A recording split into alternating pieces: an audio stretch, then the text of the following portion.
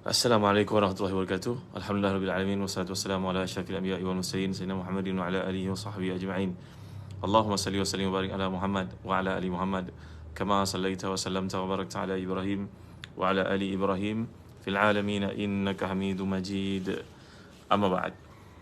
Tuan-tuan dan puan muslim-muslimat yang dimuliakan Allah sekalian, alhamdulillah syukur pada Allah kerana pada pagi ini kita dapat bertemu lagi dalam satu majlis ilmu ke arah kita nak mempelajari beberapa perkara lagi berkaitan dengan Ramadan yang tinggal beberapa hari saja lagi ni, tuan-tuan ya. Azia Ismail Hasan yang mulia Raja Uzdin, Zubaidah Abdullah, sahabat dimuliakan Allah sekalian, ada dari Brunei, dari Singapura. Maaf ya, saya tak sempat nak sebut nama semua orang. Nora Abdullah, Ahlan Wasalan. Sahabat dari Sabah, Sarawak, Labuan pun ada, syukur. Ya, sahabat dimuliakan Allah. Jangan lupa untuk sharing pada teman kita yang lain ya. Kerana seperti biasa topik pada pagi ini berkaitan dengan hari-hari akhir Ramadan kita.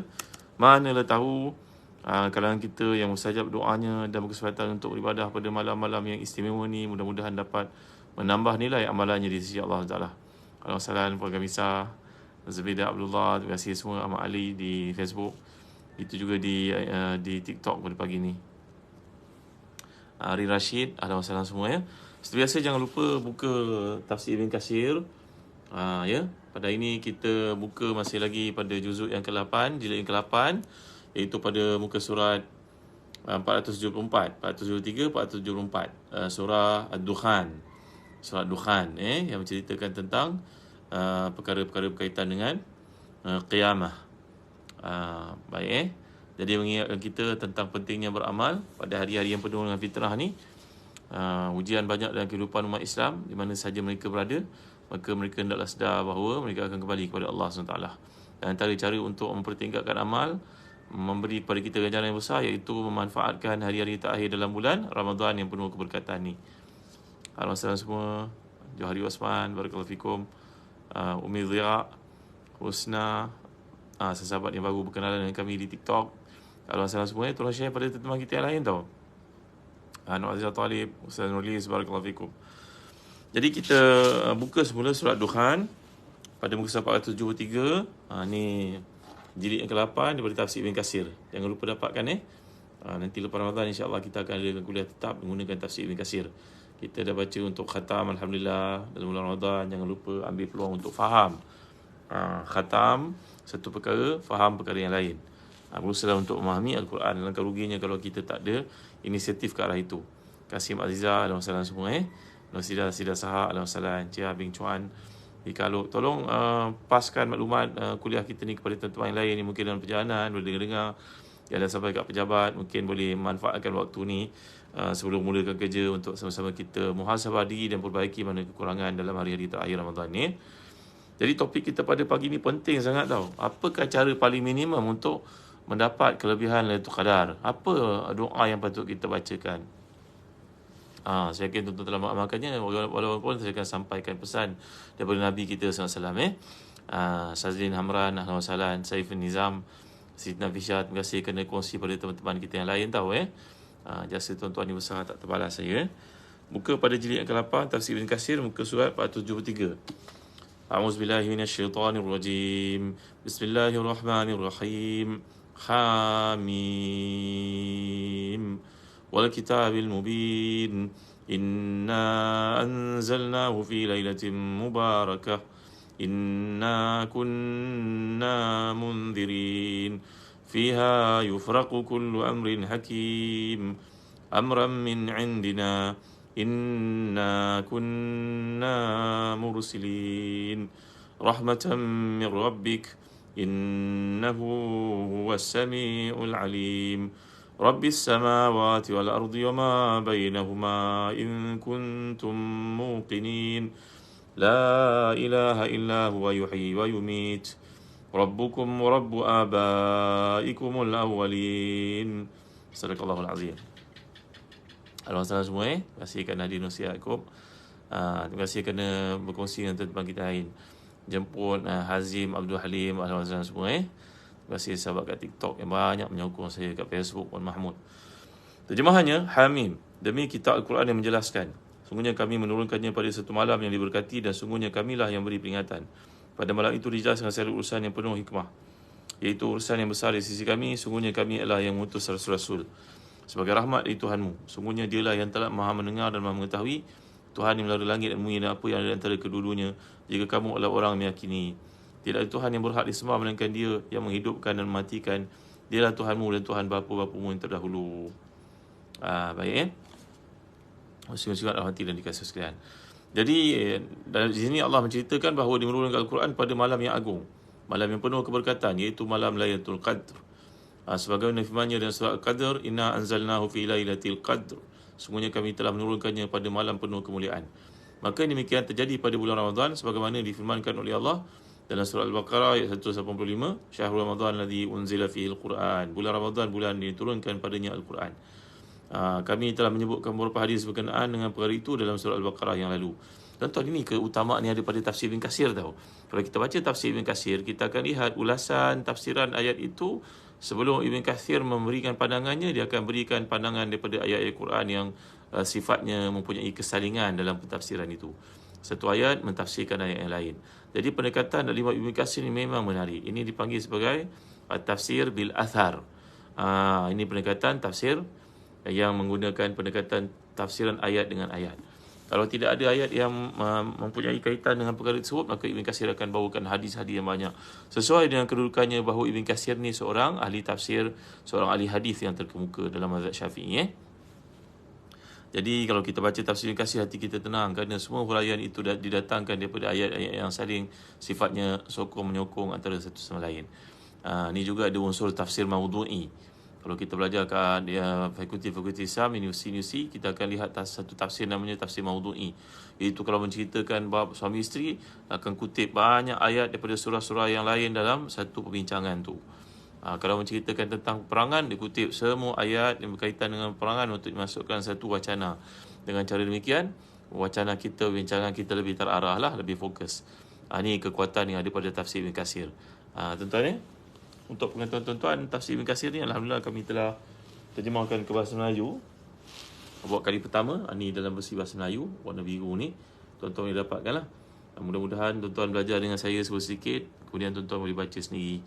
Tak susah pun ilmu tafsir ni. Kalau kita mempunyai pengetahuan bahasa Arab, sangat membantu. Kalau tak ada bahasa Arab pun kita boleh baca kat sini kerana huraiannya telah pun mencapai target yang kita inginkan dalam pelajaran Al-Quran. Jangan jadi macam ada sebahagian orang yang mentafsirkan Quran tu ikut fikiran dia. Dia tak baca pun tafsir, ikut suka dia je. Tak boleh. Kita mesti ada keterikatan dengan Quran, pandangan para ulama salaf dalam mengkaji satu benda. Kemudian barulah kita boleh beri pandangan-pandangan kita. Jangan awal-awal je keluar pandangan kita je semua, macam kita menguasai semua ilmu alat. Ini satu kesilapan sebenarnya tuan-tuan. Ustaz ada ke istilah sedekah subuh. Sedekah subuh ni ada satu bahasa yang diguna oleh orang Melayu lah, sedang cakap macam tu. Banyak orang Melayu punya perkataan-perkataan menarik juga, macam ayat 1000 dinar kita tak jumpa pun. Ayat 1000 dinar kita tak jumpa pun dalam kitab-kitab tafsir orang Melayu yang mempopularkannya. Dulu orang Melayu kalau pergi ke Mekah, ada masjid kucing tu. Orang Arab pun heran, apa masjid kucing ni? Ni antara kehebatan orang Melayu kita lah.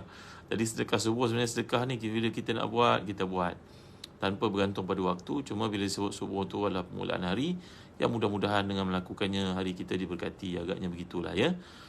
Gitu juga kalau kita baca kisah Alhamdulillah Salam Ustaz Sufan. Masya Allah, Ustaz Sufan kita dia Sandakan. Apa khabar orang Sandakan pagi ni? Guru kita, murabi kita yang berada dalam program umrah baru-baru ni. Terima kasih Ustaz Sufan kena bimbing jemaah Zazan Travel. Barakallahu fikum. Kadang-kadang sedekah tu tak semestinya pada wang. Mungkin pada kucing yang ada kat keliling rumah kita pada waktu pagi. Tapi jangan pula bagi makan kat kucing, lepas tu dah kucing tu buang najis mata-mata, terpijak anak kita nak pergi sekolah, anak jiran kita nak pergi sekolah, dah jiran bergaduh pula masa muka pasal kucing buang najis mata-mata. Jadi kena pandai jugalah tuan-tuan. Jadi sedekah dimaksudkan macam kisah Abu Bakar Siddiq radhiyallahu an, bila Rasul tanya pada satu pagi, siapa pada hari ini telah bersedekah? Abu Bakar angkat tangan. Siapa pada pagi ni telah menziarahi orang sakit? Abu Bakar angkat tangan. Siapa puasa pada hari ini? Masa tu bukan bulan puasa lah, Abu Bakar mengangkat tangan. Maka Nabi menyatakan tidak berhimpun kualiti-kualiti ini pada seseorang, sifat-sifat yang baik ini pada seorang melainkan dia ahli syurga. Agaknya berpandukan kepada perkara itulah, maka mereka mengatakan ada sedekah subuh. Jadi kita mengharapkan permulaan hari kita diberkati dengan mulakan hidup kita, agenda hidup kita setiap pagi memikirkan untuk buat kebaikan. Gitu Kita baca dalam kitab Adabul Mufrad, sahabat Nabi yang mulia namanya Abu Hurairah tu, Salam semua sahabat yang hadir ya. Kalau tafsir Minal Rahman dan tafsir Buya Hamka, tafsir Ibn Katsir mana yang utama? Setiap tafsir ni ada kelebihan dia. Untuk pengetahuan, Minal Rahman tu bukan tafsir, dia terjemahan Quran. Adalah sedikit sebanyak huraian tafsir Hamka sangat bagus untuk dimiliki. Allahyarham Pak Hamka adalah seorang ulama yang menguasai banyak ilmu dan tafsirannya banyak berlega-lega terhadap falsafah. Bagi mereka yang rajin baca, bagus, dapat banyak manfaat. Tafsir Ibn Katsir ni pula metodologinya saya nyatakan dekat awal-awal ni, kalau tuan-tuan baca, tuan-tuan akan jumpa mukadimah introduction yang saya berikan, dia adalah pendekatan tafsir Quran dengan Quran. Jadi kalau tujuan kita nak memahami the whole Quran, tafsir Ibn Katsir adalah yang terbaik. Kita baca, kita dapat memahami secara glance through apa yang dimaksudkan. Nanti kalau kita punya ruang, kita baca tafsir-tafsir yang lain. Macam tu tak ada siapa boleh mengatakan tafsir ni hebat, tafsir tu kurang. Tidak. Ni kat tangan saya pun saya sengaja nak tunjuk pada tuan-tuan. Ada tafsir Tahrir wa Tanwir. Ni besar tau. Tahrir wa Tanwir. Ni adalah karangan seorang ulama dari Tunisia yang telah meninggal dunia berapa puluh tahun lalu. 80 tahun lalu. Tuan guru yang sangat hebat, syekh yang sangat hebat, namanya Tahir Ibn Ashur. Memang tak ada siapa dah terjemahkan ke dalam bahasa Melayu. Sangat besar tafsir ni. Sangat menarik. Tapi dalam kupasan-kupasan beliau adalah benda-benda luar kotak yang kadang-kadang kita tak terfikir. Macam dia mengatakan bahawa tembok besar Cina adalah merupakan tembok yang dibina oleh Zulkarnain. Benda tu pelik lah. Dr. Ainul Hari, Ridwan Anwar ni pelik lah sikit. Tapi dia mengajak kita fikir secara kreatif lah. Tu kelebihannya tuan-tuan. Kalau tuan-tuan boleh baca bahasa Arab lagi hebat lah. Ni mampu saya cerita. Jadi tafsir ni semuanya melengkapi satu sama lain. Tafsir Ibn Katsir seperti yang saya cerita pada tuan, very straightforward. Kerana dengan bacanya kita akan memahami idea holistik Quran keseluruhannya. Kerana pendekatannya itu mudah faham. Itu sebab tafsir Ibn Katsir mendapat tempat di hati manusia berkurun-kurun lamanya. Sejak beliau wafat pada tahun 700 Hijrah, pertengahan abad ke-8 Hijrah, sehingga sekarang ni dah 700 tahun, 600 tahun masih mendapat tempat di hati kebanyakan umat Islam, digunakan di fakulti-fakulti Islam seluruh dunia. Satu metodologi yang dicemburui, senang faham, mudah amal. Baik, itu kelebihan tafsir Ibn Katsir. Baik, kita kembali kepada apakah amalan-amalan yang boleh kita lakukan apabila datang Lailatul Qadar ni. Jangan tunggu datang baru kita nak beramal. Kita beramal amalan-amalan terakhir ni bersungguh-sungguh. Tingkatkan amal kita. Usahakan untuk khatam Quran kita. Usahakan untuk tambah ibadah kita. Kalau selama ni kita sembahyang 8 rakaat, jadikanlah 20 rakaat. Kerana minimum kadar untuk qiyamul lail dalam Islam adalah menghadirkan diri kita sembahyang isyak berjemaah. Kita dapat pahala sembahyang seolah-olah separuh malam. Siapa kata? Nabi SAW yang mengatakan demikian. Man salat salatul isyak fi jamaah faka'annama qama nisfal lail. Siapa yang hadir sembahyang isyak berjemaah, baginya pahala seolah-olah qiyam separuh malam. Wa man salat salatul fajri fi jamaah faka'annama qama kullal lail. Siapa yang sembahyang subuh berjemaah, baginya pahala qiyam seolah-olah sepanjang malam. Nak tak? Tak ambil, memang rugi. Yang ketiga, hendaklah kita sembahyang tarawih. Siapa yang sembahyang tarawih, dia dapat sembahyang komplit dengan imam, bermakna dia telah mendapat sebahagian besar daripada Lailatul Qadar. Juga ini merupakan sebahagian daripada rujukan daripada kitab-kitab hadis menyatakan demikian. Dengar baik. Keutamaan beramal pada malam Qadar ini seperti hadis riwayat Bukhari dan juga Muslim. Man qama lailatul qadri imanan wa ihtisaban ghufira lahu ma taqaddama min dhanbi. Siapa yang bangun malam beribadah pada malam Qadar, maka diampunkan. Siapa yang bangun malam beribadah sepanjang-panjang Ramadan dan juga Lailatul Qadar utamanya, diampunkan dosa-dosanya yang telah lalu. Ya Allah, kita ni punya dosa banyak. Ke akhirat nanti orang yang masuk syurga itu pun tetap dipertontonkan Allah akan dosa-dosanya, kerana mereka memang tidak maksum. Bila melihat dosanya, dia merasa malu yang amat sangat. Sahabat mulia Allah sekalian, Melissa, terima kasih. Azmin 73, terima kasih. Maimuna, terima kasih kerana hadiah perisai bunga pagi-pagi ni. Terima kasih saudara-saudara dekat Facebook. Jangan lupa sharing pada teman lain. Moga-moga ada manfaat perkongsian kita dah dekat dengan hujung minggu, dah dekat dengan Jumaat. Dah dekat dengan hujung minggu ni, pagi Jumaat ni, tuan. Baik, jadi Anas bin Malik mengatakan bahawa pada bulan Ramadan Nabi SAW bersabda, "Inna hadha syahr qad hadarakum fihi laylatun khairun min alfi syahrin, man hurima khairuha faqad hurim al-khairu kulluhu wa lam yuharam khairuha illa mahrum." Sungguhnya bulan ini telah hadir di hadapanmu, dalamnya satu malam yang baik beribadah padanya lebih pada 1000 bulan. Siapa yang tidak diberikan kebaikan malam itu kepadanya, maka sungguhnya dia telah pun kerugian. Dia telah diharamkan dia mendapat semua kebaikan. Kan kerugi tuan-tuan. Daripada 365 hari dalam hidup kita, Allah minta kita beribadah tak sampai pun 10%, iaitu 30 hari Ramadan. Dah 30 hari pun tak mampu nak buat, Allah bagi 10 hari yang akhir. Ya Allah, ruginya tuan-tuan. Saya nak baca sikit dah yang terdapat dalam tafsir Tahrir wa Tanwir. Dengar baik Baik. Walaila allati ibtudi'a nuzulul Quran fiha hiya lailatul qadr. Qala ta'ala inna anzalnahu fi lailatul qadr. Wa ala asah في العشر الأواخر من رمضان وأنها في ليلة الوتر وثبت أن الله جعل لنظيرتها في كل سنة فضلا عظيما لكثرة ثواب العبادة فيها في كل رمضان كرامة لذكرى نزول القرآن وابتداء رسالة أفضل الرسل إلى الناس كافتان. Kata Imam Ibn Ashur dan tafsirnya Tahrir wa Tanwir, nampaknya Allah SWT punya rahmat kepada kita, iaitu diberi pada kita Ramadan, dan kita disuruh diperintahkan berpuasa sebagai manifestasi syukur kita kerana Allah membekalkan panduan dalam hidup kita pada hari ini. Tengok orang tak ada panduan. Ada seorang kawan saya lah belum masuk Islam. Tiap-tiap pagi dia hantar mesej kat saya. Menarik tau mesej-mesejnya. Dia kata bahawa sebenarnya kita ni hidup kat muka bumi, kita sekali baca memang kita rasa bagus mesejnya. Kita hidup kat muka bumi ni, skrip semua telah Allah tetapkan. So, alamilah kehidupan itu sebagaimana yang kamu kehendaki. Semuanya telah ditetapkan oleh Tuhan. Tuhan disebut God lah, G-O-D lah. Ya, Tuhan, fahamlah di Kristian. Betul lah, memang Allah telah tetapkan. Jadi kita ni ikut dalam kehidupan ni, berjalan mengikut skrip yang Allah tetapkan. Tapi apa skrip tu? Tu soalannya. Apa panduan tu? Takkan kita berjalan buta je. Kita nak balik musim raya ke musim Ramadan ni pun balik kerja pun kita pakai GPS. Tak mau tempuh jalan yang jam. Semalam kabarnya daripada Sungai Buloh nak balik ke rumah yang jaraknya cuma berapa kilometer je, dah 1 jam setengah. Tengok kan? Mana boleh kita cakap, oh tak apa, ikut je skrip. Apa skrip tu? Soalannya apa skrip tu? Jadi kita orang beriman, kita rasa bersyukur kerana Allah beri pada kita panduan tu, manual tu, tak ada siapa pun boleh ubah. Saya dah sebut semalam kisah yang berlaku pada zaman Abbasiyah, iaitu seorang yang tidak Islam, bekerja dalam kerajaan Islam, macam pegawai ni tinggi lah, PhD lah seolah-olahnya. Khalifah jemput dia, pujuk dia masuk Islam. Dia pun tengok orang Islam baik-baik, tapi dia belum terbuka hatinya. Sehinggalah ditugaskan jauh daripada Baghdad. Maka dia telah mengambil peluang membuktikan kebenaran Islam tu mengikut pengalamannya sendiri. Dia ambil kitab Taurat tu, dipindah, diubah, dicantikkan, didesain elok, dijual pada padri, pada rahib Yahudi. Belum-belum mereka beli. Harganya mahal bayar. Mereka tak tahu dalam tu dipindah begitu banyak sekali ayat-ayat. Tengok Lalu dia ambil pula Bible. Dia ubahnya Bible ikut suka dia. Dia cantikkan, dia buat bunga-bunga kerawang dan sebagainya. Desain elok. Dia seorang khatat, seorang kaligrafer. Maka dia pun panggil lah padri-padri, siapa nak beli. Berebut mereka beli. Mereka tak tahu dalamnya dah banyak aku pindah. And come to Quran, dia ambil Quran, dia cuba pindah beberapa ayat yang simple saja. Dia ambil dia banyak muka surat, pindah. Kemudian dia pun jumpalah seorang Islam yang biasa-biasa je, bukan ulama pun. Kenapa dia tak Quran? Orang tengok, cantik lah Quran kau. Orang tu belik je Quran, buka jumpa ayat salah, buka jumpa lain daripada yang dia hafal, buka dia kata fulan, kau baik kau musnahkan Quran ni sebelum orang Islam sembelih kau. Terkejut dia tuan-tuan.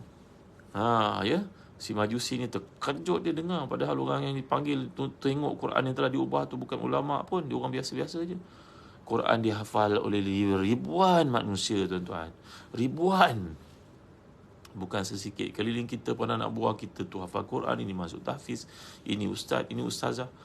Imam-imam kita walau belajar tak tinggi pun menghafal ayat-ayat, menjadi kebanggaan mereka untuk hafal ayat yang panjang-panjang. Tengok ini keistimewaan yang daripada Quran. Jadi kita berpuasa pada bulan Ramadan sebagai satu manifestasi kesyukuran kerana Allah membekalkan kepada kita satu panduan. Yang orang keliling kita ni, orang Hindu baik, orang Buddhis baik, orang Kristian baik, mereka berkata lepas mati ada perjalanan masuk ke alam baru. Cuba cerita kepada kami, describe alam tu, apa persiapannya. Takkan buat apa pun sama saja. Takkan hati je kena baik. Takkan tak ada panduan dikirimkan oleh Tuhan. Zalimlah dia kalau biarkan kita berjalan dalam kegelapan. Tak ada satu benda pun halal haram, semua ikut nafsu, ikut kehendak, ikut pahaman kita masing-masing. Tentulah berubah. Nanti semua orang berkata yang tu halal baginya. Kan pelik orang barat kan tuan-tuan. Tuan-tuan tahu tak, dalam majalah ekonomi melaporkan di negara Denmark, antara negara paling maju dalam dunia, mata wangnya pun tinggi di negara-negara Skandinavia ni, negara-negara orang panggil Viking dulu-dulu ni. Tuan-tuan, Kalau seorang suami balik ke rumah dan dia mendapati di pintu rumahnya ada kasut milik lelaki lain, maka dia tak boleh mengganggu keamanan rumah itu, iaitu isinya sedang berseronok-seronok. Apa yang dia boleh buat? Dia pergilah ke hotel mana-mana, dia spendlah masa bersama dengan perempuan-perempuan penghibur dia. Nanti dia ambil bil, dia bagi kat bini dia kena bayar. Dia tak boleh mengganggu gugat isinya nak berseronok seperti itu. Dan tidak menghairankan seorang perempuan dikahwini oleh seorang lelaki, dia kata dia pergi jalan, ni boyfriend dia. Dia ada suami, dia ada boyfriend juga. Pelik tuan undang-undang ni. Ya Allah, Ya Karim, Ya Rahman. So, apa yang patut menjadi landasan dalam hidup kalau tidak Quran? Dan banyak lagi contoh yang lain. Saya pernah kemukakan kepada tuan-tuan, Mrs. Omar, Mrs. Omar Salwani, Salan Wan Sanizan. Tolong share pada tuan-tuan, tahu penting diskusi kita berkaitan dengan Lailatul Qadar. Tak apalah, saya cerita lain kali lah, kerana kita Lailatul Qadar. Nak dengar ke? Ya, keterlibatan masyarakat pada hari ini tentang persepsi yang salah mereka terhadap Quran. Sebenarnya mereka yang salah. Tak apalah, nanti kita cerita waktu lain lah. Kita sedang sibuk menceritakan tentang Lailatul Qadar. Baik, Azmi Adnan, Alhamdulillah, Barakallahu Fikum. Jadi, puasanya kita ini sebagai manifestasi syukur bila Allah mengirimkan satu watika dari langit, panduan yang menjadikan kehidupan kita teratur, terancang. Dan juga antara yang paling menarik, kata-kata orang kafir itu, dia masuk Islam. Anak-anak dia ikut masuk Islam. Anak-anak dia masih terlibat buat benda-benda haram. Kerana ikut ayah mak yang baik itu. Jadi pesan kepada anak-anak dia yang dah berkahwin. Anak-anak sekalian, kau dah jadi orang Islam tahu. Kau minum ke, kau buat maksiat ke, kau kena ingat kita ada Tuhan kita ada Allah SWT, kita orang Islam, kita tak boleh buat ni semua. Tapi kalau kau buat, kau ingatlah dalam Quran menghalang daripada buat ni semua. Jadi datangnya halangan-halangan ataupun peringatan itu seperti peringatan ayah. Kalau ayah dah mati, nanti Quran tu kau bacalah. Itulah seolah-olah mengambil tempat ayah mengingatkan kau waktu kau tersilap. Lekal-lekal kau bertaubat. Jadi Islam ni Allah yang ada, yang kita ibadah kepadanya sepanjang Ramadan dan juga lepas Ramadan ni, dia mengingatkan kita walaupun kita terjerumus, kalangan kita ni memang tidak suci daripada melakukan dosa. Termasuk saya tuan-tuan, kita memang melakukan dosa setiap hari, setiap detik. Maka kita punya Tuhan, kita bertaubat. Akan dalam hadis mengatakan, bila seorang itu melakukan dosa, dia bertaubat kepada Allah, Allah cinta kepadanya. Cintanya Allah kepada orang bertaubat terlebih daripada seorang yang berada dekat padang pasir menaiki unta. Bayangkan, dekat padang pasir tu, unta dia adalah keselamatan dia. Dia naik atas unta tu, ada makanan kat situ. Kalau nak tidur tu malam, dia ikat unta tu. Maka dia duduk tepi unta tu. Kalau ribut pasir pun tak bolehlah dia tenggelamkan ribut pasir, kerana unta tu besar badannya, duduk melindungi dia daripada ribut pasir. Waktu malam unta berjalan, tak perlu lampu suluh pun, dia tahu mana nak tuju. Tiba-tiba si fulan ini, Arab Badui ini, ketika dia duduk di ikat unta dia tertidur nyenyak, dia tak sedar untanya hilang. Untanya bangun, terlepas dari ikatan, unta pun pergi. Ahlan wa sahlan wa jalan, hilang dia. Maka si Arab Badui ini pun terkejut, bangun, tersentak, dia tengok tak ada apa kelilingnya. Di mana sahaja mata dilontarkan, terbentang luas. Lautan, pasir, binatang berbisa, orang jahat, malam yang sangat dingin, siang yang sangat panas. Dia pun terfikir detik-detik kematian sudah hampir. Boleh bayangkan suasana ni tak? Tiba-tiba dalam keadaan seperti hilang punca itu, muncul untanya. Oleh kerana terlalu gembira dia melihat unta tu datang, dia berkata, Alhamdulillah ya Allah, syukur kepada Engkau ya Allah. Engkau lah hamba-Ku, aku Tuhanmu. Dia terbalik cakap kerana terlalu gembira, tersasul dia. Ya Allah, terima kasihlah ya Allah, Engkau hantar balik unta ni kepada aku. Ya Allah, wahai Tuhanku, Engkau lah hamba-Ku, aku Tuhanmu. Terbalik dia cakap. Hadis ini dibincangkan oleh Al-Imam An-Nawawi dalam Riyadhus Shalihin. Dalam bab menyatakan taubatnya seorang hamba, gembiranya Allah kepada orang yang bertaubat bila melakukan dosa, melebihi gembiranya Allah kepada seseorang yang tersilap bercakap seperti itu kerana kegembiraan yang melampau bila dia berada di ambang kematian, tiba-tiba untanya kembali balik semula kepada dia. Allahu Akbar, Masya Allah, La ilaha illallah. Memahami keadaan ni, ya, Abang Mus, Ustaz Mus. Alangkah ruginya kita tak manfaatkan malam-malam akhir untuk taubat pada Allah. Para salafus salih malam-malam akhir ni, saya cerita pada tuan-tuan, Ayub As-Sakhtiani, Imam Auza'i, Imam Lais, mereka akan pakai baju-baju yang elok, mandi, pakai baju yang ada, pakai baju mahal macam Abu Hanifah. Mengatakan, Allahu ahaqu an atajammala lahu, Allah Ta'ala lebih berhak untuk aku pakai yang molek-molek, elok-elok, wangi-wangi untuk bertemu dengannya, dan untuk utamanya pada malam-malam akhir Ramadan ni. Duduk mereka bergenangan, berenang dalam air mata, menangisi kesalahan yang lalu dan mengharap panduan pada masa akan datang. La ilaha illallah Muhammadur Rasulullah. Ni Zakiyah, barakallahu fikum. Terima kasih. cekal yang tawakal. Barakallahu fikum. Terima kasih Fahmi. Terima kasih kepada yang share video kita pada pagi ni. Kan diskusi itu penting sangat. Tolong beritahu kepada adik-adik tentang panduan-panduan ni, tuan-tuan ni. Jadi Imam Tahir Ibn Ashur berkata lagi, fabarakatul laila allati unzila fihi al-Quran barakatun qaddarallahu laha qabla nuzul al-Quran yakuna al-Quran bi ibtida'i nuzulihi fiha mulabisan li waqtin mubarakin fayazdad bizalika fadlan wa sharafan wa hadha min al-munasabat al-ilahiyyah ad-daqiqa allati anba'ana Allah bi ba'dihha wa dhahir anna Allah amaddaha bi tilka al-barakah fi kulli am kama awma'a fi zalika qawluhu ta'ala syahrul ramadan alladhi unzila fihi al-Quran. Jadi keberkatan Ramadan yang digembar-gemburkan dalam banyak ayat dan juga hadis-hadis Nabi ini, kata Imam Ibn Ashur, bersifat berkekalan. Dan tampilnya itu terutamanya pada malam-malam yang dinamakan malam-malam keutamaan, malam-malam ganjil. Dan yang paling utama sekali bila engkau memperoleh Lailatul Qadar itu tadi. Nampaknya keberkatan itu berlaku sifatnya tajaddud, istimrariyah, berkekalan, berterusan. Dan tampilnya itu paling banyak malam Qadar seperti yang disebut, kerana kita faham ayat syahrul ramadan alladhi unzila fihi al-Quran. Bulan Ramadan yang berlaku setiap tahun dalam hidup kita, itulah bulan yang mengingatkan kita pada peristiwa penuh keberkatan datangnya Al-Quran untuk jadi panduan kita berpuasa padanya. Dan malam-malam turunkan Al-Quran itu pada peringkat pertama, kali pertama pada Nabi, itulah malam Qadar, kata Imam Tahir Ibn Ashur, iaitu malam 17. Tetapi Nabi telah memberitahu kita menuju ke hujung dunia akhir zaman ini, Lailatul Qadar berlaku pada malam-malam penghabisan, dan cari ada pada malam-malam ganjil.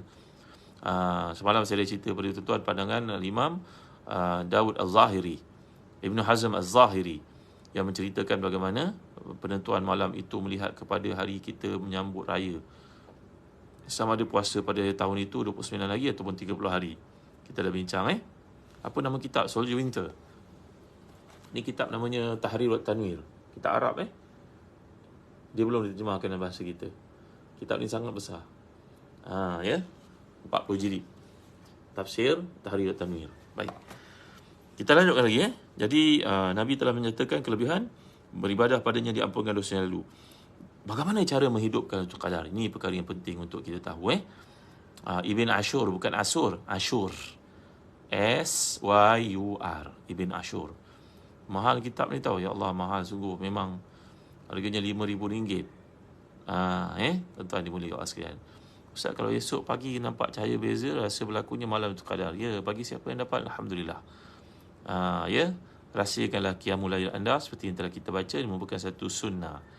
Tak perlu diwar-warkan, diupdate pula, diberitahu pula sana-sini kepada orang. Bermakna pada malam itulah jadikan dia khusus untuk ibadah anda. Tapi jangan lupa kejut keluarga. Anak kita kat college kat mana, telefon. Nak bangun kat Long. Bangun nak dah pukul 4.30. Bangun. Sebelum sahur ni bangun semayang dulu. Mohonlah kepada Allah dapat suami yang saleh. Dapat belajar hingga lulus. Bidang kau ambil ni susah. Contoh tuan-tuan, cakap pada anak-anak kita. Orang yang rapat dengan kita, sunnah untuk kita bangunkan. Kerana kita dah belajar hadis. Masuki 10 hari yang terakhir ni antara amalan Nabi kita. Ahya lailahu wa ayqaza ahlahu wa shadda mi'zarahu. Nabi membangunkan keseluruhan malam itu, mengejutkan keluarga dan juga mengetatkan celana baginda, kain baginda, yang menunjukkan kepada dua perkara, sama ada kesungguhan beribadah, fokus dalam ibadah, dan yang kedua, maksud kata Imam Nawawi, itu pandangan daripada Aisyah radhiyallahu anha, bahawa Nabi kita tidak mendatangi para isterinya langsung pada 10 hari yang terakhir kerana menyibukkan diri beribadah kepada Allah, i'tikaf contohnya. Baik, Alhamdulillah, terima kasih kepada Nabi Dawang, kepada saudara-saudara, terima kasih Nek Zakia, Alhamdulillah, Salmaris, macam nama Amerika Latin lah. Alhamdulillah, Acu Faiza, terima kasih Hana.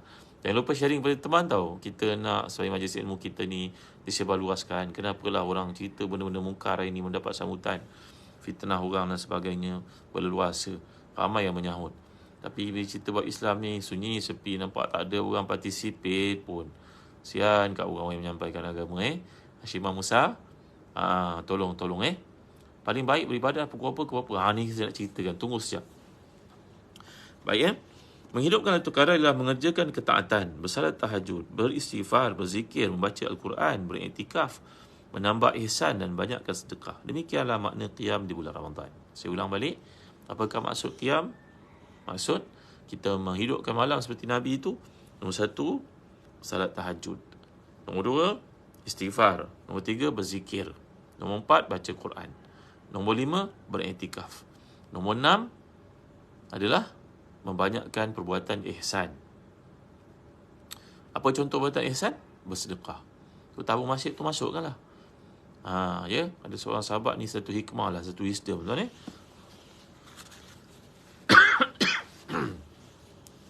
Najahatul Fariha ada masalah. Abdul Rahman ada masalah sahabat. Bezun seorang bijak, seorang ahli khair, seorang orang yang baik. Cakap pada saya semalam, Ustaz, saya dalam hidup saya ada dua tabung. Tabung masjid atau tabung surau, mana saya pergi saya akan derma sikit banyak bergantung pada kemampuan. Yang kedua kan Ustaz, saya ada tabung peribadi kat rumah. Oh menarik ni, macam mana tabung peribadi ni? Iaitu setiap pendapatan saya akan simpan 10%. Zakat cuma 2.5% kan. Saya bagi 10%. Dia kata, 10%. Maknanya katalah dapat, contohnya lah dapat jumlah wang bonus RM300. RM30 masuk dalam tabung. Dapat gaji, katalah RM3,000, 300 masuk tabung. Banyak tu. Dan saya telah buat benda ni 15 tahun. Alhamdulillah, ya Allah. Daripada tabung ni lah Ustaz. Ada orang kadang-kadang anak dia datang beritahu anak dia mengalami masalah apalah dalam struktur brain dia ada begitu begini. Bagi RM100. Dengan cerita ada adik susah, ada yang patah tangan, jatuh mengecat rumah, bagi RM200. Dengar ada orang kat masjid, orang daripada Yaman datang minta bantuan anaknya sakit, bagi RM300. Ada duit untuk bagi. Allahu Akbar, hebatnya. Subhanallah, Masya Allah, Tabaraka wa Ta'ala. Hidup untuk bersedekah, hidup untuk memberi. Ya, teringat lagu apa tu? Tangan kanan memberi. Ya, saya tak macam nyanyi. Hujan pada lama tak turun ni. Dekat Sungai Buloh ni. Azimah Ali ahlan wasahlan ni. Jadi ini amalan Nabi kita, 7 perkara yang telah saya sebutkan. Tahajud, istighfar, zikir, baca Quran, iktikaf, berdoa dan juga bersedekah. Ini malam yang kita lakukan. Jadi Imam Sufyan As-Sauri, seorang ulama besar, mengatakan bahawa utama amalan untuk kita adalah berdoa pada malam qadar. Andai seseorang kita bersua melihat seperti yang saya telah gambarkan semalam, datang tu kadang tu kita sedang ibadat, tiba-tiba rasa sayu je. Sayu, ya Allah, sedihnya. Kenapa ni rasa macam nak menangis je semahu-mahunya. Menandakan Allah beri pada kita qadar pada malam itu. Jadi antara amalan yang paling utama, sahabat, tuan-tuan perempuan yang dimuliakan Allah sekalian, banyakkan berdoa pada masa itu, kerana pintu kemakbulan sedang dibuka. La haula quwwata illa billahil azim. Khadijah Alhamdulillah. Ya, sahabat dimuliakan Allah sekalian. Bila terasa sayu je macam tu waktu berdoa ni, biasa berlaku pukul 3.30, pukul 4, 4.30 ikut pengalaman orang saleh. Maka waktu itu berdoalah sebanyak-banyaknya tuan-tuan. Banyaknya doa yang kita perlukan dalam hidup kan. Banyak perkara yang tak beres kan. Ya, jadi kita berdoa ya. Mikaela, Khairil, Nik Zakia, Alhamdulillah. Wan, sahabat dimuliakan Allah sekalian, tolong share lagi pada teman-teman kita yang lain ya. Bagi komen apa-apa yang baik-baik. Moga bermanfaat untuk kita, Cikgu Ruhaya. Terima kasih Cikgu Ruhaya Al-Mizan, terima kasih. Baik. Amalan-amalan dan pesan Nabi merupakan dorongan bagi kaum muslimin yang cari beribadah, berlumba-lumba menyedekahkan harta di bulan Ramadan dan istimewanya malam Al-Qadar. Hadis-hadis dalam Baghalatul Arash walaupun tidak sahih dapat menggambarkan bagaimana kemurahan hati para hartawan zaman dahulu. Para hartawan dahulu menggunakan bulan Ramadan untuk berlumba-lumba memenuhi keperluan orang minta bantuan sebagai usaha untuk memenuhi seruan agama dan meneladani Nabi. Mereka menyembunyikan sedekah-sedekah mereka sehingga tak diketahui oleh kaum keluarganya apa yang mereka lakukan. Sebahagian para hartawan dahulu menanti-nanti Lailatul Qadar, malam ketika Allah melipat gandakan pahalanya. Mereka menyembunyikan dirinya, mencari keluarga-keluarga miskin di malam buta. Mereka memberikan apa yang dibawa kepada keluarga miskin tanpa dikenali siapakah mereka itu. Inilah satu adab yang mulia. Menurut Imam Syafi'i, apa yang kita buat pada siang hari Lailatul Qadar sama seperti yang kita lakukan pada malamnya. Jadi Imam Syafi'i mengatakan kalau kita dah beribadah pada waktu malam tu, sungguh siang kita gunakanlah untuk memanfaatkan manusia. Azizi, saya pernah jumpa pada suatu sakit chicken pox, masya-Allah. Alhamdulillah, syukur pada Allah. Allah beri anugerah kepada Tuhan. Bersyukurlah dan usahalah untuk dapatkan setiap kali datangnya Ramadan. Jangan dia berlalu satu masa dahulu saja. Ya, barakallahu fikum. Terima kasih semua. Terima kasih Azri, terima kasih pada Puan Hajar, alhamdulillah semua. Husna Aina, terima kasih. Tolong share pada teman kita yang lain video ni. Ajak mereka untuk sama-sama hadir dalam majlis ilmu. Mungkin mereka sedang mandu, mungkin mereka sedang boleh dengar apa yang kita sampaikan ni. Diskusi ni sangat penting. Manfaatkan manusia tu maksudnya beri keringanan atas apa saja mereka alami. Adik-adik kita utamakan. Jalan tangga kita ambil perhatian. Sekolah-sekolah tahfiz dan juga anak yatim yang ada keliling kita ambil tahu. Ya. Apalagi orang-orang tua yang ada keliling kita, cuba khidmat untuk mereka. Apa sahaja kebaikan-kebaikan yang boleh kita lakukan. Yang paling rendah kita tengok ada sampah bersepahan, kita tolong angkat, tolong simpan, tolong clearkan dekat tempat sampah tu kan penuh sampah kan. Kadang-kadang ada budak-budak kecil pergi buang sampah ni, dia tak sampai nak masukkan dalam tong tu, jatuh ke bawah, ada binatang pula pergi buka, pergi tebuk sebagainya, bersepah. Itu pun satu amal saleh, kerana Nabi menyatakan pintu kebaikan ni ada 70 atau 60 lebih. Setinggi-tingginya kalimah la ilaha illallah, malu sebahagian daripada iman, dan juga membersihkan satu yang menyakiti, menyusahkan orang di jalanan pun tanda iman. Macam-macam boleh buat. Kat kawasan tu nak lalu ada pokok tumbang, dahannya ranting menutup pemandangan, boleh menyebabkan kemalangan. Tolong alihkan. Ya, kita tengok kawasan tu selalu bertemung, kereta tak nampak, kawasan tu agak suntuk dan juga sempit. Kita beli cermin cembung, pasangkan berapa je harganya, rupanya kat online, kedai sebenarnya kat online tu harganya 100 lebih tuan. Pintu kebaikan ada banyak untuk kita lakukan, jangan abaikan. Apa saja perkara yang disenangi oleh kita, disenangi orang, itu namanya kebaikan, nama saleh buat. Fathu baik. Apa yang dilakukan oleh orang yang tidak boleh salat? Ni soalan menarik kepada kaum ibu yang sedang haid, anak-anak perempuan kita yang uzur. Puan Bainun, halo salam Kasim Aziza, halo salam semua. Terima kasih pada Zazan Travel kerana menaja kuliah kita pada pagi ni. Bagi tuan-tuan yang nak travel, melakukan umrah bermula bulan 8 lepas musim haji, boleh daftar dengan Zazan Travel. Terima kasih, kami ada ustaz-ustaz yang membuat bimbingan, dan bukan perjalanan biasa-biasa, tapi perjalanan penuh dengan pengisian, dengan tafsiran, dengan baca hadis sebagainya. Dan lebih utama lagi, perjalanan bersama dengan Zazan Travel, siapa yang pergi dengan kami, InsyaAllah lepas raya nanti, yang pernah pergi dengan kami akan buat Zoom online khusus untuk belajar perkara-perkara yang mudah-mudahan dapat menyuburkan iman, kelangsungan iman kita balik dari Mekah, Madinah, ada bimbingan. Ni orang panggil macam seolah-olah after sale service lah. Kita beli satu peralatan elektrik rosak, kita kembalikan, mereka repair dalam warranty dan sebagainya. Travel bersama dengan Travel, lepas balik kita ada kuliah berterusan selama setahun. Nak tak nak dia hadir. InsyaAllah mudah-mudahan dia menyuburkan iman. Yang menyampaikannya pun belajar untuk menambah ilmunya. Yang mendengar pun mudah-mudahan dapat panduan bimbingan. Bukan setakat kat Mekah saja kita berkenalan. Mudah-mudahan perkenalan kita sampai ke syurga insyaAllah. Itu satu perkara yang cuba kita adakan, keistimewaan travel bersama dengan Zazan Travel. InsyaAllah tahun ni saya akan pimpin jemaah pergi ke 3 tanah suci. Baitul Maqdis, Baitillahil Haram, Masjid Nabawi. 3 tanah suci. Nak tak pergi umrah 3 tanah suci bersama kami? InsyaAllah saya akan pimpin juga grup pergi ke Uzbek untuk belajar tentang sejarah Imam Bukhari, yang kita akan baca kitab Adabul Mufrad. Ada tak kitab Adabul Mufrad kat sini? Tak ada pula. Kitab Adabul Mufrad untuk kita belajar, bagi kita memahami metodologi dan juga pendekatan Imam Bukhari dalam menyampaikan hadis. Tolong ikut kami dekat Facebook Zazan Travel, website www.zazantravel.com.my. Ikuti perkembangan yang kami ada, package-package yang kami tawarkan. Juga ada perjalanan ke Morocco, Spain, juga ada perjalanan ke Balkan, ada perjalanan ke Turki insyaAllah. Baik, apa yang patut dilakukan oleh orang yang tidak mampu salat? Orang yang siap uzur contohnya. Bagi orang yang mengalami kesusahan untuk qiyam, mungkin dia tak mampu berdiri lama, bacalah surah yang pendek-pendek. Contohnya baca surah Ayatul Kursi pada rakaat yang pertama. Kedua, bacalah hujung surah Al-Baqarah. Amana Rasulullah ma unzila ilaihi min rabbih wal mu'minun. Zaliha. Nanti boleh cek dekat website Zazan Travel nanti boleh cek kat situ. Bimbing insyaAllah sesama anak Arab, ahlan wa sahlan. Sahabat yang hadir dekat TikTok, alhamdulillah, kat sahabat-sahabat kat Facebook. Baca Ayatul Kursi rakaat pertama, ayat 255 surah Al-Baqarah tu, kemudian ayat 285 286. Itu paling ringkas. Baik. InsyaAllah Allah akan meliharanya daripada semua gangguan syaitan pada hari itu. Bila kita baca 2 ayat terakhir surah Al-Baqarah, Allah jamin pemeliharaan untuk kita. Baca pada malam hari. Kaum ibu, kalau suami kita tak ada kat rumah, anak-anak pun tak ada, kita duduk seorang-seorang kat rumah. Terima kasih yang kirim star kat saya. Barakallahu fikum. Allah pelihara rumahnya daripada segala keburukan. Binatang yang jahat, binatang melata, binatang berbisa, orang jahat ingat tak baik pada kita. sihir dan sebagainya, semua kita dilindungi oleh Allah dengan berkat 2 ayat terakhir surah Al-Baqarah. Jangan abaikan tahu. Ya, Fauzia Jimat nanti boleh tengok dekat website Zahran Travel Yang Mulia Sharifah Sa'ad. Barakallahu fikum. Baik, orang yang baca ayat surah Al-Baqarah ini, Allah meliharanya daripada gangguan syaitan.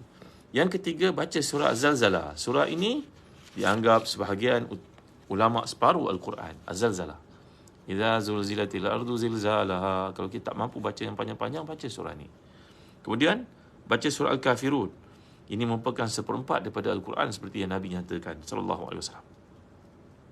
Tak mampu baca surah Al-Ikhlas. Ini merupakan 1/3 daripada Al-Quran. Dan jangan abaikan membaca surah Yasin jika kita ada kemampuan pada malam qadar. Ini minimum beribadah pada malam tersebut, Quran yang kita baca. Semua kita hafal surah Yasin bukan? Orang Melayu ni sebut surah Yasin semuanya concern, semuanya tahu. Alhamdulillah, syukur Kerana dalam hadis, walaupun hadis lemah, mengatakan bahawa Yasin itu jantung kepada Al-Quran. Likulli syai'in qalbun wa qalbul Quran Yasin. Setiap benda itu merupakan ada jantungnya, jantung kepada Quran adalah Yasin. Jadi bagi mereka yang dapat baca surah Yasin pada malam-malam yang dia bangun qiyam ni, alhamdulillah. Bagi kaum muslimin, hendaklah mengharapkan untuk bertemu terkadang membanyakkan istighfar, tahlil apa dia? La ilaha illallah. Tahmid apa? Alhamdulillah.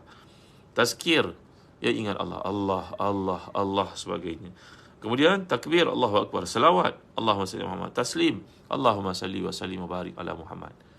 Ini contoh zikir-zikir yang biasa kita amalkan pada malam yang kita mengharapkan Lailatul Qadar itu. Malam-malam sekarang lah maknanya.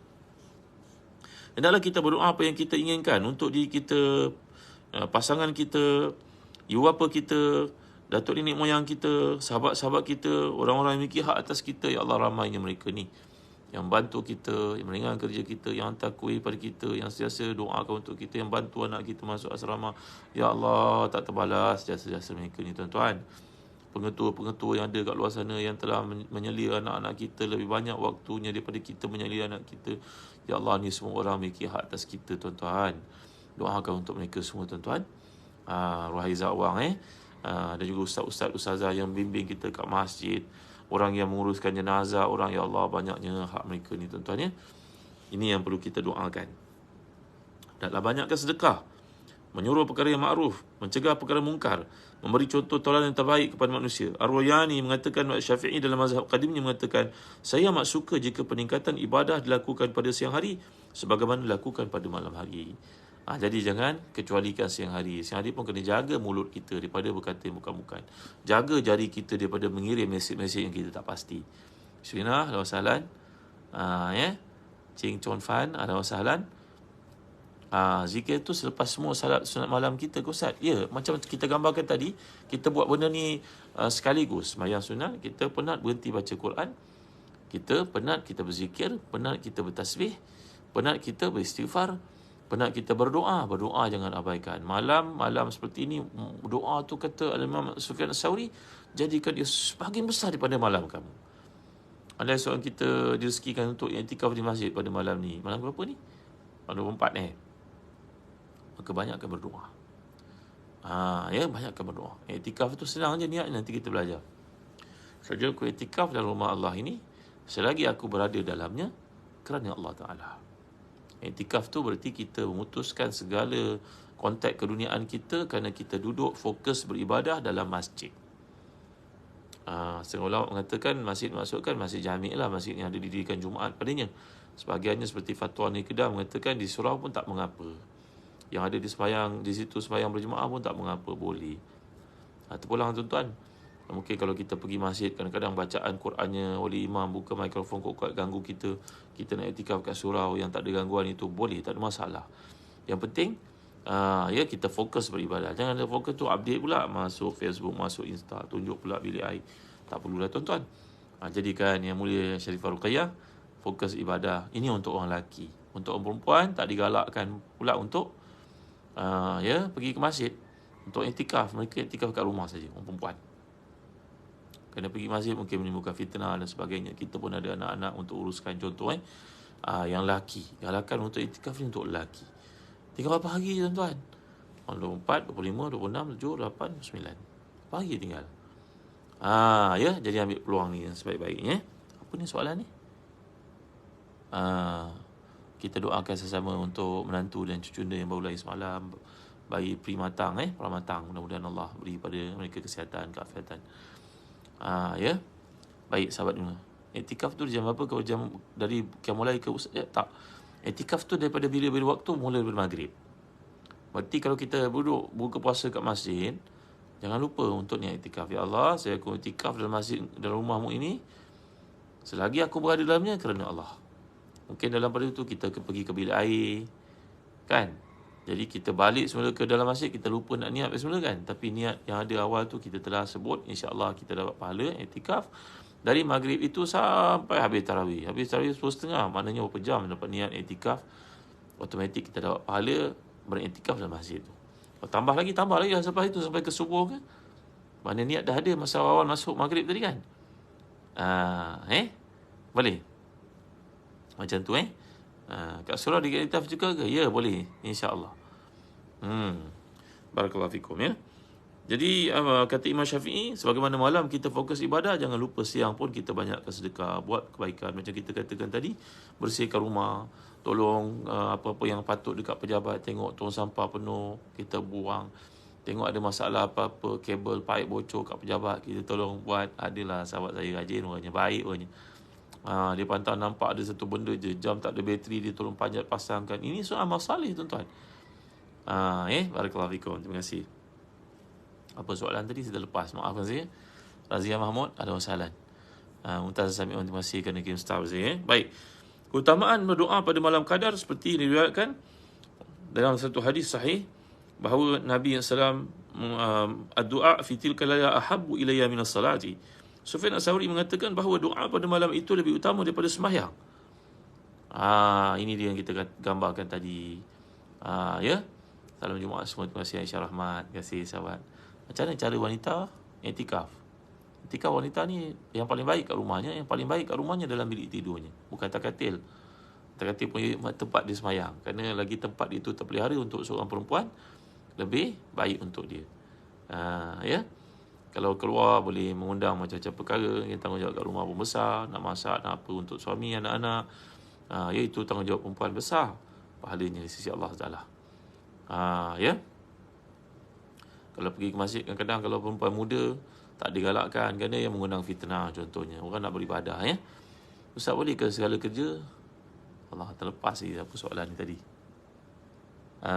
Boleh ke lakukan rumah niat kamar? Memang. Red Roses memang boleh. Semua benda yang kita buat kat rumah tu merupakan ibadah di sisi Allah Taala. Niat ya Allah, aku nak masak yang terbaik untuk anak suami aku, anak aku. Untuk ayah mertua aku datang pada hari ini. Ya Allah, aku basuh baju mereka, aku gosok kerana Engkau, ya Allah, biarlah suami aku. Bagus, semua itu pahala.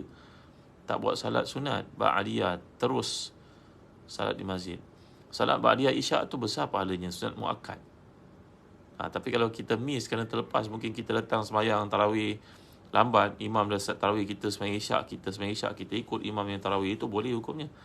Lepas tu kita pun terlepas sembahyang sunat isyak ba'diyah kan. Nanti habis sembahyang tarawih, sembahyang sunat ba'diyah tu. Dengar baik orang muda, anda buka puasa kat luar, kat pejabat ke, kemudian pergi sembahyang kat masjid, imam dah sembahyang tarawih, anda belum sembahyang isyak lagi, kan? Anda belum sembahyang isyak lagi. Jadi apa yang perlu lakukan, anda sembahyang isyak ikut imam sembahyang tarawih itu. Di sembahyang 2 rakaat, anda tambah lagi 2 rakaat lah. Nampak tak? Tambah lagi 2 rakaat. Okey, jelas. Kita tambah 2 rakaat lagi kan? Sebab kita sembahyang isyak 4 rakaat kan. Kemudian kita continue lah ikut imam sembahyang yang lain tu. Nanti dah balik rumah ataupun sebelum kita balik rumah lepas sembahyang tarawih complete, kita sembahyang lah isyak ba'diyah yang kita miss tu. Iktikaf boleh di surau? Ya, boleh di surau. Ya. Okey. Apa soalan lagi tadi? Terlepas lagi. Okey. Rugi tak dapat. Boleh tak iktikaf kat rumah? Hukumnya tak boleh. Melainkan orang perempuan saja dibolehkan. Dalam tempat sembahyang orang perempuan ni, isteri kita ada tempat sembahyang kat bilik, kat sudut tu, itu tempat iktikafnya. Ini dinyatakan oleh Imam Wahab Az-Zuhairi dalam kitabnya Al-Fiqh Al-Mazahibil Arba'ah, Al-Fiqh Al-Islami wa Adilatuh. Baik, apa pendapat Ustaz? Apa ni? Ha. Apa pendapat Ustaz? Apa soalan tadi? Ustaz, tolong doakan orang tipu saya. Kena scammer Allah Akbar. Jaga diri kita baik Masih ada qada salat boleh salat sunat. Apa hukumnya? Okey, baik. Orang yang ada qada sembahyang fardunya belum selesai. Kerana dulu mungkin zaman jahiliah dia tak sembahyang. Sekarang datang bulan Ramadan orang sembahyang tarawih. Baik, kita buat dua-dua. Qada kita buat bila kemampuan, salat tarawih pun kita buat juga. Contohnya lepas sembahyang asar, kita sembahyang asar lagi sekali untuk qada asar yang mana-mana yang pernah kita miss dulu. Lepas sembahyang zuhur kita sembahyang zuhur lagi sekali. Kita kena kira lah berapa banyak yang kita miss itu, cuba penuhi sedaya upaya.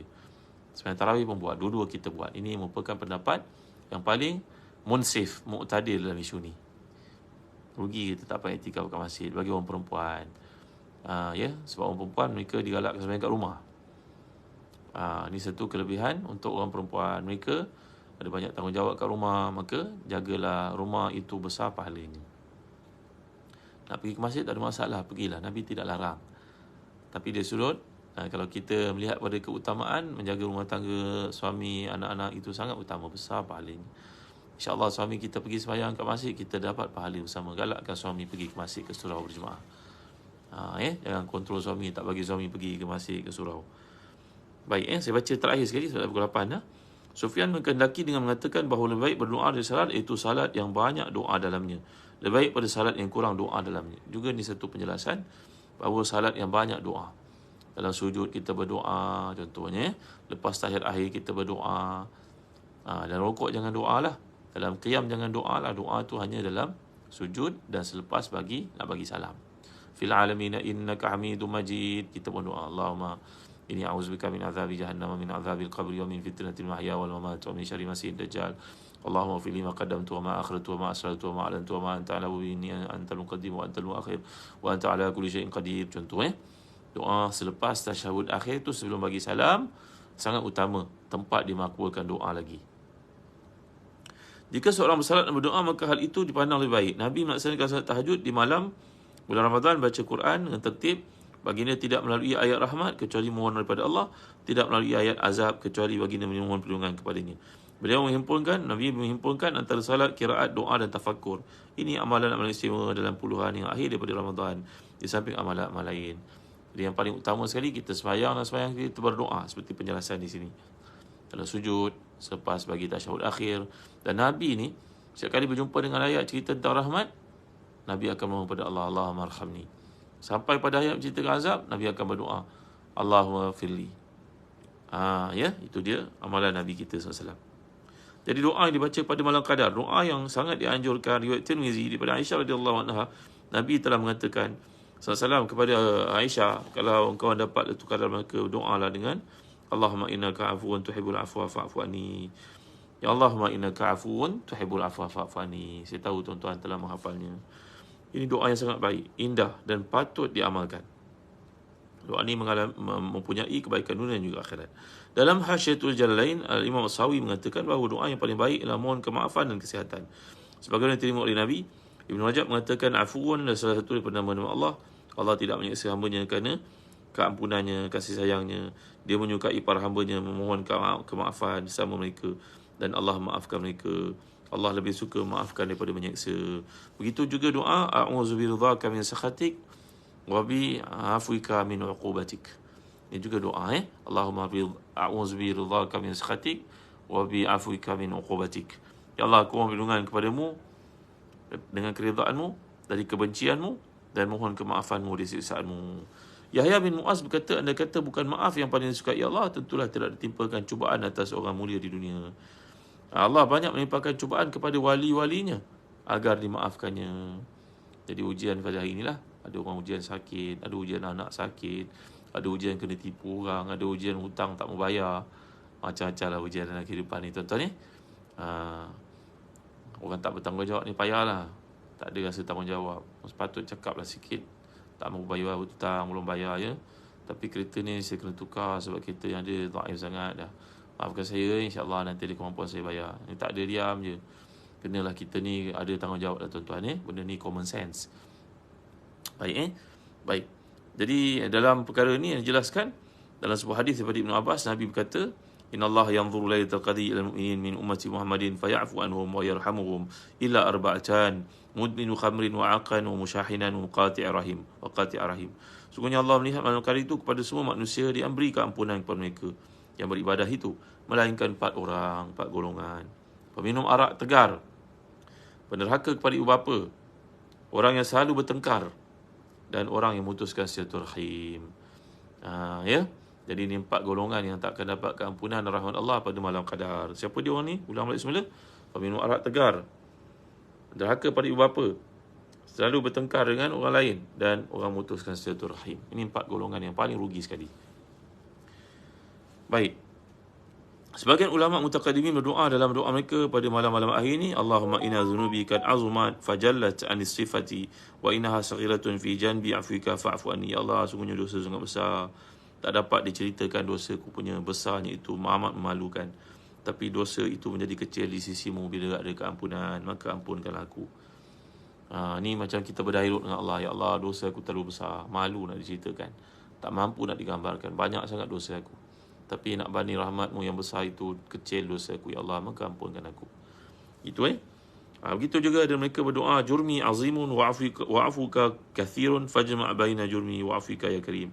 Dosaku sangat besar, wahai Tuhan, ampunanmu sangat banyak, maka kumpulkanlah dosaku dengan ampunanmu, maka hilanglah dosa-dosaku. Jadi Nabi suruh kita meningkatkan amal ibadah dan juga mohon keampunan pada malam itu. Yahya bin Mu'az, wali Allah ini berkata, laisa bi'arifin man lam yakun ghayatu amalihi min Allahil afu. Bukan orang yang arif, orang yang menjadikan tujuan amalannya untuk mendapat keampunan pada Allah. Allahumma ridha'na fa in lam tardha'na fa'fu anna. Ya Allah, ridha'ilah kami, kalau engkau tak ridha kami, maafkanlah kami. Ini adalah rintihan bagi mereka yang melakukan dosa. Kita ni semua dosa kepada Allah Taala, tuan-tuan ni. Jadi saya nak sebut lagi, masa dah singkat ni, tuan-tuan. Pernah dengar tak tanda-tanda Lailatul Qadar? Ni banyak orang bertanya kan, tanda-tanda Lailatul Qadar. Kita dengar Baik. Sekurang-kurang Qiyamul Lail ni, kata Imam Nawawi daripada As-San'ani, mengikut pendapat As-San'ani tentang sekurang-kurang ibadah yang kita lakukan ialah sekurang-kurangnya melakukan salat subuh dan isyak berjemaah. Ini yang saya nyatakan tadi. Salat subuh dan isyak mesti berjemaah. Lambat macam mana pun berbuka kat luar, pergi juga ke masjid. Walaupun orang dah sembahyang tarawih, kita menjadi makmum pada orang yang sembahyang sunat, hukumnya sah sembahyang isyak kita berjemaah kepada orang yang sembahyang sunat tadi. Maka rabutlah peluang ni. Kadang-kadang kita ada buka kat office, bos ajak, tak pergi kan tak kena pula. Kawan baik ajak, adik-beradik ajak, anak beranak ajak, pergilah. Tapi lepas tu lekah-lekah pergi sembahyang kat masjid, walaupun kita hanya dapat ikut imam sedang sembahyang tarawih, itulah isyak kita. Mudah-mudahan masuk dalam hadis ni. Kurang-kurang kadar Qiyamul Lail pada malam Lailatul Qadar. Baik. Tanda-tanda Lailatul Qadar, para ulama berselisih tentang tanda-tanda datangnya. Ada mereka mengatakan ada tanda atau tidak. Ada orang mendapati pada malam qadar segala benda yang di bumi ini sujud kepada Allah. Ini ada nikmat yang pertama bagi setengah orang. Ada orang pula mendapati malam qadar itu alam terang benderang, walaupun tempat yang sepatutnya gelap tapi jadi terang. Yang ketiga, mendapati malam qadar itu mendengar suara malaikat dan tutur katanya. Ini orang makam tinggi lah, tuan-tuan. Dia boleh dengar bicara malaikat pada malam itu. Sayur hatinya. Terus ada orang bisik-bisik dengannya. Ini ada orang cerita demikian lah. Bukan halusinasi lah. Itu perkara lain. Na'udzubillah. Yang keempat, orang itu mendapati segala doanya dimakbulkan Allah. Berapa banyak doa tuan-tuan telah dimakbulkan Allah, tuan-tuan? Tuan-tuan doa minta anak tuan-tuan berjaya SPM dapat. Tuan-tuan berdoa minta menantu yang baik, Allah bagi. Tuan-tuan minta supaya rezeki berkat, Allah bagi. Tuan-tuan minta supaya rumah tuan-tuan masuk, baru masuk itu selamat daripada kerosakan, Allah bagi. Banyak menandakan sebahagian daripada doa kita dimustajabkan kerana malam qadar yang kita telah qiyam padanya. Dan kadar yang paling minimum tadi, sembahyang isyak berjemaah, subuh berjemaah. Jadi lepas isyak, lepas subuh, jangan abaikan peluang berdoa.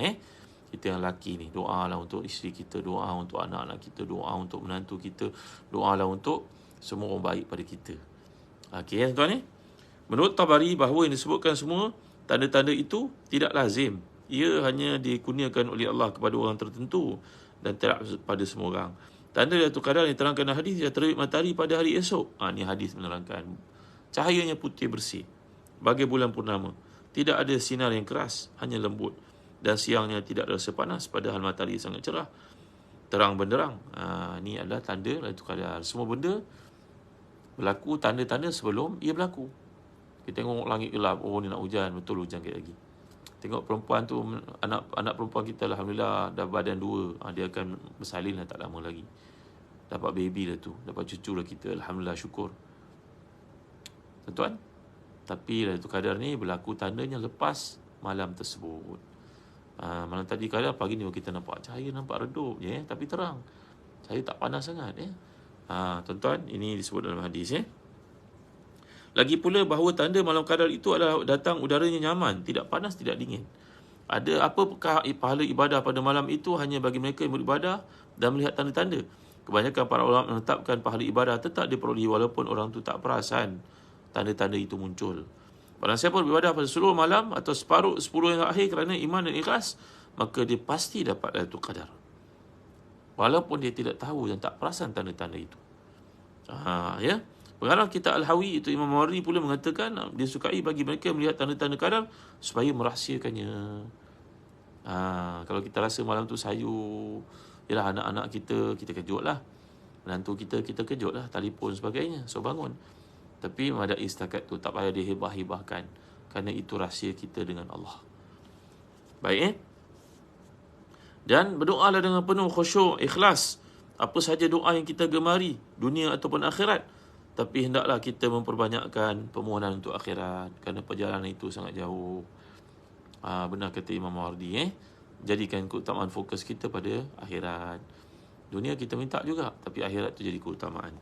Juwaibir bertanya kepada Dhahak, bagaimana pendapat anda tentang perempuan yang sedang nifas, yang haid, orang dalam perjalanan, orang yang sedang tidur? Adakah mereka mendapat itu qadar? Dhahak, seorang ahli tafsir yang terkemuka, menjawab, semua mereka akan diberikan bahagian qadar itu sedikit atau banyak mengikut rahmat Allah. Allahu Akbar, Masya Allah. Orang yang sediakan makan dekat masjid. Mana tadi saya pergi tengok makanan orang makan murid ni, lepas tu tinggal je begitu. Bubur dia pergi ambil, makan separuh, tinggal kat situ. Tuan-tuan, sifat macam tak bertanggungjawab lah tuan-tuan. Kesian pada pengurusan masjid. Memanglah, kita tahu memang dia dapat pahala besar. Dia menyediakan orang untuk makan, membersihkan. Tapi kita ni bertanggungjawab lah sikit. Ambil tanggungjawab lah. Kalau kita tak ambil makan, buanglah tempat yang betul. Kan? Ya? Balik bagi ayam makan ke, contohlah. Jangan biarkan macam tu. Kesian pihak pengurusan masjid. Botol kosong tinggal. Teh tak habis minum tinggal. Nasi. Apa ni? Dah lah orang tu penat-penat uruskan untuk kita tahu. Tanggungjawab lah. Ada setengah negeri pula tu. Mereka buka kat Padang beramai-ramai. Bagus lah. Betul-betul pergi masjid. Tapi tinggal besok pagi tu timbunan sampah kat situ. Janganlah macam tu tuan-tuan. Tak disuruh pun kita pergi berkumpul dengan ramai buka macam tu. Nak jadi macam dekat London Square ke mana ke. Tak suruh pun. Tapi tak apa, nak buat-buat lah. Tapi lepas makan tu tolonglah ambil sampah yang mana patut masuk dekat recycle, masuk recyclable. Yang mana organik kita buang. Patut ada tanggungjawab macam tu lah tuan-tuan. Ni civilization lah tuan-tuan, tamadun. Ni tak belajar kat universiti tau. Ini sikap, sifat sebenarnya. Ya. Baik. Jadi seorang mendapat perkara itu terpulang pada banyak atau sedikitnya, berbeza-beza. Baik tuan, cukup setakat ni 8 suku dah. Dah 1 jam saya berkuliah bersama tuan. Ampun maaf atas segala kekurangan. Terima kasih kepada star yang dikirimkan hadiah, doa, dah panjang-panjang kepada sahabat-sahabat. Terima kasih semua. Hanya Allah je boleh membalas jasa tuan-tuan. Komen-komen yang diberikan, doa dan juga soalan-soalan yang dikemukakan saya tak sempat jawab. Besok insya-Allah kita kuliah lagi. Saya nak cerita pada tuan-tuan tentang tajuk iktikaf. Apakah kadar yang paling minimum untuk iktikaf? Cerita tentang orang iktikaf dahulu membatalkan iktikafnya kenapa? Kerana ada hajat manusia sangat utama. Saya akan cerita esok insya-Allah. Terima kasih tuan-tuan atas kehadiran tuan-tuan pada pagi ini sama saya, dan tidak biarkan saya kesepian dengan doa dan juga hantaran hadiah dan macam-macam kalimah-kalimah yang baik yang tuan-tuan ucapkan. Moga memberi motivasi kepada saya. Dan doa tuan, mudah-mudahan saya sihat, afiat, saya dapat menyampaikan kuliah. Terima kasih kepada Zan Driver kerana menaja kuliah kita pada hari ini. Dan biasa saya ajak tuan-tuan dan tuan-tuan melakukan umrah musim tua. Kami ada menyediakan perjalanan penuh pengisian. Bukan perjalanan yang berupa pelancongan saja, perjalanan untuk mengenali tafsir Quran, hadis dan sebagainya. Kita ada segmen nama dia Tafsir Tadbir tau. Tafsir Tadbir. Kita tafsir Quran, kita tadbir kehidupan kita according to Quran. Ini adalah satu sesi yang saya adakan InsyaAllah lepas raya besok kita mulakan balik semula. Bagi tuan-tuan yang minat, nanti ikut perkembangan kami dekat www.telagabiru.com.my. Bagi semalam ada tanya tentang buku bahasa Arab lagi, siapa nak masuk?